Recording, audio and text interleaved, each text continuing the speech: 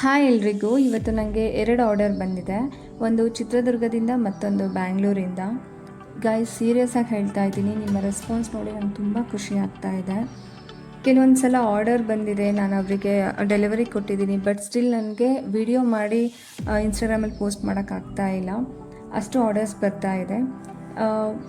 ನಾನು ಈ business start ಮಾಡಿದಾಗ ಈ ರೀತಿ ರೆಸ್ಪಾನ್ಸ್ ಸಿಗುತ್ತೆ ಅಂತಲೇ ಎಕ್ಸ್ಪೆಕ್ಟ್ ಮಾಡಿರಲಿಲ್ಲ.